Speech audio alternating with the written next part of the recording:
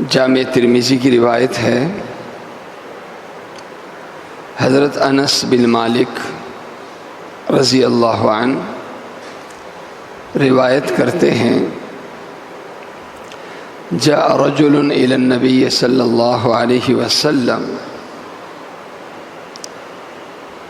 وهو يشتكي عينيه فقال افأكتحل يا رسول الله وأنا صائم قال نعم۔ حضرت انس بن مالک رضی اللہ عنہ کہتے ہیں کہ جناب رسول کریم صلی اللہ علیہ وسلم کی خدمت میں ایک شخص حاضر ہوا اور اس کی آنکھیں دکھ رہی تھیں۔ عرض کیا، یا رسول اللہ، روزے کی حالت میں علاج کے لیے کیا میں آنکھوں میں سرما لگا سکتا ہوں؟ اللہ کے نبی صلی اللہ علیہ وسلم نے ارشاد فرمایا، ہاں تم سرما لگا سکتے۔ ایک حدیث ہے، ایک عام آدمی ہے، اس حدیث کو پڑھ کے یوں ہی گزر جائے گا۔ ایک واقعہ آیا تھا حدیث میں، یوں بیان ہوا، لیکن اسی حدیث پہ جب فقہائے کرام ماہرین قانون گزرتے ہیں تو اس سے بڑے عجیب و غریب مسائل اخذ کرتے ہیں۔ اسی حدیث کی روشنی میں، یہ حدیث اور کئی حدیثیں اور ہیں، اسی کی روشنی میں علماء کرام نے ایک اصول بنایا، اور اس اصول کی بنیاد یہ ہے کہ دیکھیں، جب آنکھ میں کوئی چیز ڈلتی ہے تو اس کا اثر ہم حلق میں محسوس کرتے ہیں۔ آنکھ میں کوئی چیز ڈلتی ہے تو اس کا اثر حلق میں محسوس کیا جاتا ہے۔ اب حلق میں ایک چیز کا اثر محسوس ہو رہا ہے، اور وہ ڈائریکٹ نہیں بلکہ انڈائریکٹ، بلا واسطہ نہیں بلکہ بالواسطہ، خلیوں کے ذریعے ہو رہا ہے، ڈائریکٹ راستے کے ذریعے نہیں ہو رہا۔ حالانکہ حلق میں اثر پہنچ رہا ہے لیکن ڈائریکٹ نہیں بلکہ انڈائریکٹ ہے۔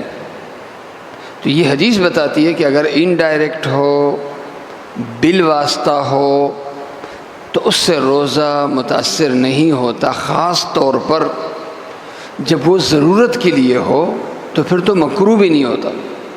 بلا ضرورت ہو تو چونکہ بہرحال اثر جا رہا ہے، لہذا زیادہ سے زیادہ اب اس عمل کو ناپسندیدہ کہہ سکتے ہیں، یہ نہیں کہہ سکتے ہیں کہ اس سے روزہ خراب ہو گیا۔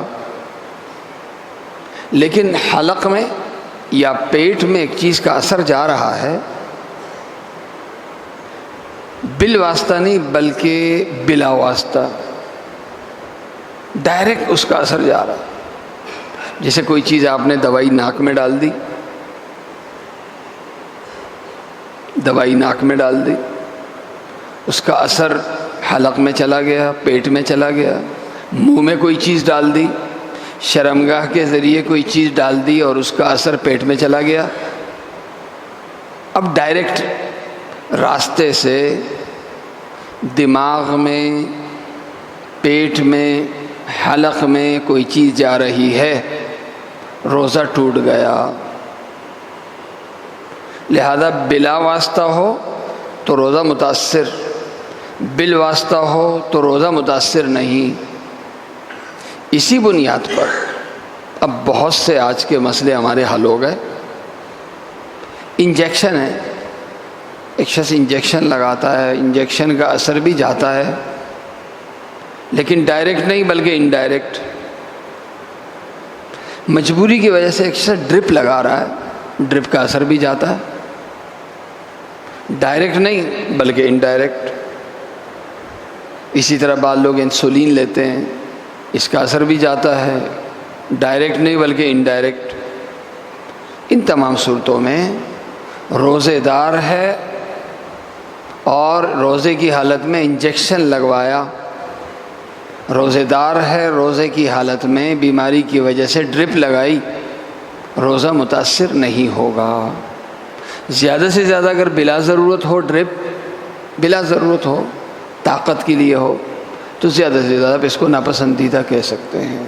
لہذا روزے کی حالت میں اگر ڈاکٹر مشورہ دے کہ جی یہ دوائی ہے آنکھ میں لگانی ہے، ٹھیک، یہ دوائی ہے کان میں لگانی ہے، تو کان اور دماغ کے بیچ میں پردہ ہے، کان میں دوائی ڈال دی روزہ متاثر نہیں، آنکھ میں دوائی ڈال دی روزہ متاثر نہیں۔